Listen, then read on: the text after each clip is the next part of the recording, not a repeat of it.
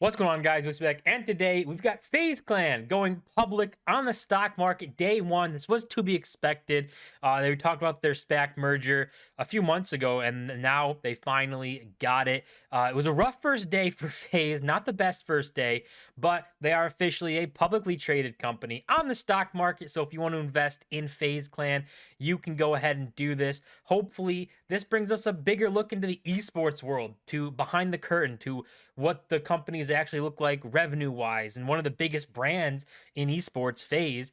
If they can't really do it, how can the rest of the industry really get by? But maybe we get to look in, see how much money they're making or losing. And we can see this is FaZe Clan's stock right here on Robinhood. You could buy it.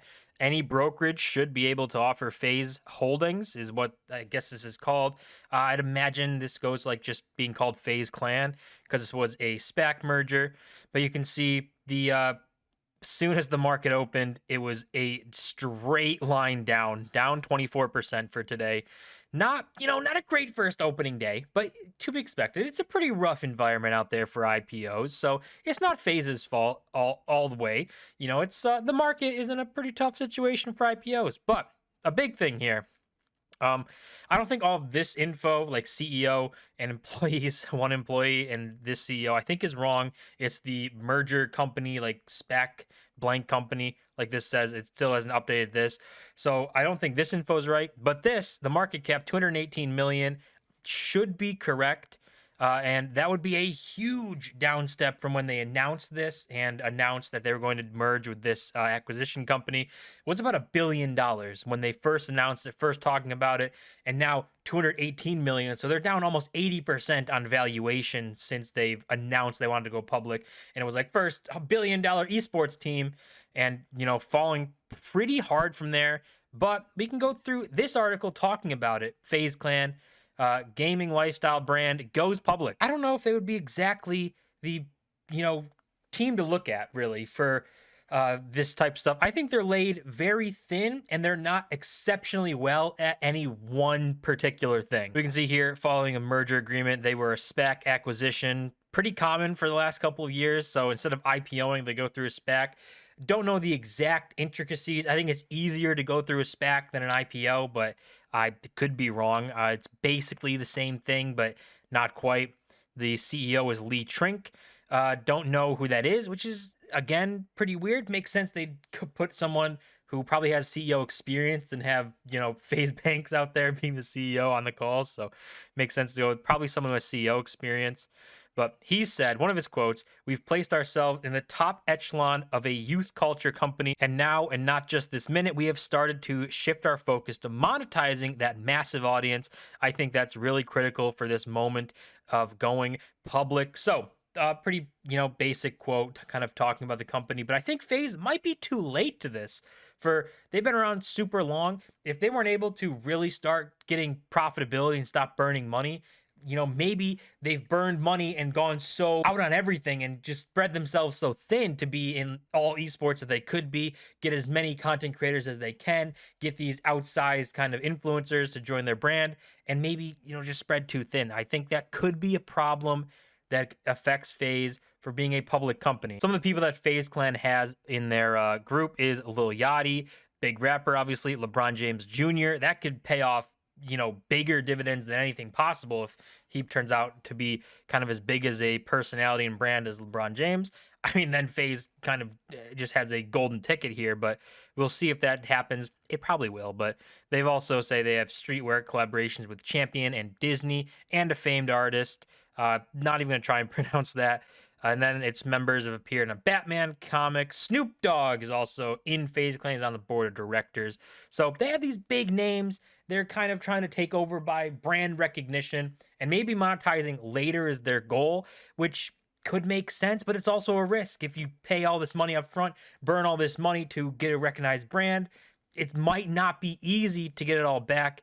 We've seen things like the company right here. So these are different ventures that they're going to explore to probably become profitable. Gambling, I mean, that's going to get you in a lot of controversy.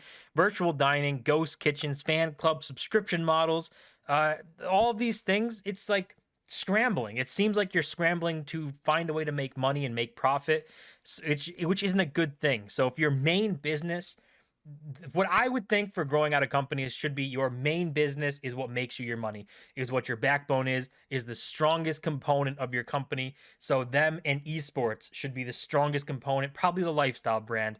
I would compare more like 100 Thieves. What 100 Thieves has done to get where they are, I think is a much stronger model where they have they've grown their fan base around their clothing and around their apparel, and it's high quality apparel. They can charge lots of money for it, and they make tons of money from it. So they don't have focused strictly on esports, which obviously matters. They have the esports teams, but they're not in every single esport imaginable. They're in the big ones. They're in League of Legends, they're in Valorant, they're in Call of Duty, but they're not in like every esport you can imagine. And they're not in Counter-Strike, as far as I know, which is a huge money esport. You got to pay a lot of money to be there, but they're not kind of doing that model. They're doing the profitability, make money, and get into popular esports. So that's just something I would compare FaZe to, kind of to 100 Thieves. And the business models that I think are better would be the 100 Thieves one, where I think 100 Thieves is profitable. I think Nadeshot talked about that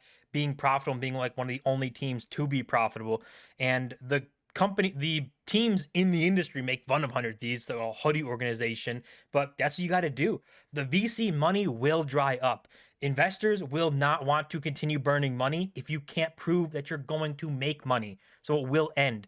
So that's just kind of the vision I would have is something more like 100 Thieves. I would be much more comfortable investing money in 100 Thieves than in FaZe Clan. And you can see this too also engage its followers outside of the US. So they have 50% of their brand audience outside of the US and only 5% of the revenue. But it also makes sense. The biggest markets in the world are US, the UK, and Australia, I think. So if you're outside of the US and, Australia and Europe or UK, then I mean, you're not going to get a lot of money from the rest of the world, really. They're not just huge economies like these places. And of course, we hit the keywords. FaZe discussed possible partnerships with Web3 companies. Web3! Yeah, have you heard of Web3? So hit the keywords, get them out there. I'm surprised they didn't say, NFTs. Well, I mean, they're here, but they got play to win. NFTs, NFTs, right? The things that are creating and everyone lost a bunch of money on. Yeah, that FaZe is going to make money on them. Don't worry. So that just seems like a keyword thing there. We talked about valuation of $1 billion. They are at 218 million. Quite the fall. Not good. Not a great start. And controversies. FaZe Clan, lots of controversies. Another big problem with being around so long, and maybe being in the early days where everything was kind of really hard to get off and started, you have controversy. First up is Alyssa Violet sued the company, claiming she was owed $300 million in shares. That I haven't heard of this, but that is ridiculously crazy. I don't know what happened with that, but 300 million in shares. That's quite a lot of money. Turner, Tfue, we all know of this, sued FaZe for what his lawyer described as an exploitative contract. We all know him, show the contract. So got a couple of things there. And also the big one that, really got FaZe in hot water was FaZe K here. They suspended FaZe K, or kicked him out and suspended 3 other members because they were involved in a crypto pump and dump. So just a lot of kind of controversies here. Not good for a public company. You don't want negative images out there, negative headlines. It affects your stock price, brings your value down. So FaZe Clan, even in the early days, was a very kind of controversial brand where now the stories are coming to light, and only coming to light because like FaZe Banks talked about them and talked about going to register a CSGO gambling skin website in some offshore island so that they could raise $1 million to buy a CSGO team. That's not, the stories you want out there. You don't really want to be like, we took advantage of our fan base to make money to buy a team. It's not a great image, and it kind of shows maybe you don't know how to really make money in a legit way. And this is something super hilarious because of all these controversies. Trink pointed out to a FaZe Academy, a streamer boot camp launched in 2020 for FaZe members. He said, we now have a FaZe Academy, which is a precursor to being admitted onto the roster. That's done not only to educate our talent around a code of conduct, but also to suss out the fit with FaZe. So just the last part, can you imagine? Like trying to suss out if you fit with FaZe, if you vibe with us. Can you imagine if like Tim Cook came out and he was like, yeah, we're looking for some more Apple talent. All we got to do, we got to suss them out, get their vibe, see if the vibes are right, and see if they have that Apple vibe. Can you imagine a CEO like that talking? I mean, kind of not really great CEO talk, but it's just funny. But this FaZe Academy thing, like, what is it gonna do? This is nothing. This is virtue signaling to try and say we're trying our best to make sure people stop making the FaZe name look bad. But this is nothing. Like, what do you go through? You're gonna go, okay, you're gonna say anything bad on stream? No. Are you gonna do anything bad on stream? No. Welcome to FaZe. Like, what is this academy? I don't think it's going to actually matter. It's more of a look, we're trying type thing, but kind of funny the way he talks about it. And also, to end this all off, the brand goes public in an increasingly unstable landscape for the industry, marked by shrinking companies and skeptical investors. In July, both TSM and 100 Thieves, giant companies in esports, and both of them I actually think make pretty good money. Lifestyle brands comparable to FaZe laid off workers. Yeah, 100 Thieves, I think, laid off 40 employees or something, which doesn't sound like a lot, but it's 100 Thieves isn't this 1,000 employee business, so it's quite a bit of staff for them. So the landscape, not good. The VC money might be burning up, and in that case, it's definitely not good for FaZe, because if they aren't profitable, then they also don't have access to the VC money, and maybe for the next couple of years, it gets very difficult to do. And we're going to see what brands are actually making money and what brands can stick around. I think 100 Thieves is good. I think the big names like TSM, Liquid, those kind of big names like League of Legends, if you think those will be good. And things like Optic and Envy, which is now one. I think Hex is like one of the only CEOs and big business people in esports who actually can make these teams profitable. He went to the Huntsman, made the Huntsman almost profitable in 1 year. Is as a brand new brand. That's a pretty good thing to look at. So we will see what companies actually make it out on the other side of this if VC money really does dry up. But FaZe Clan, a publicly traded company, if you love FaZe so much and want to invest in them, by all means, their ticker is literally just FaZe, so it's pretty easy to look them up. But as a company, I don't know if they're there. I look forward to seeing their first earnings report, seeing how their money is going, how much money they bring in, how much money they spend. Are they profitable? Are they losing money? Like, what's going on with everything? And kind of make more of a judgment there. But basing just off of comparing them to other teams, FaZe compared to 100 Thieves, I take 100 Thieves all day long. I think they have a much stronger business model to make money than FaZe does. FaZe compared to something like Optic Envy. I take Optic Envy all day long. I think they also have a better way to make money through apparel than something like FaZe does. Just for the last example, FaZe 1, I think it was called FaZe 1, where they were recruiting this new member, made it like a live stream kind of reality show.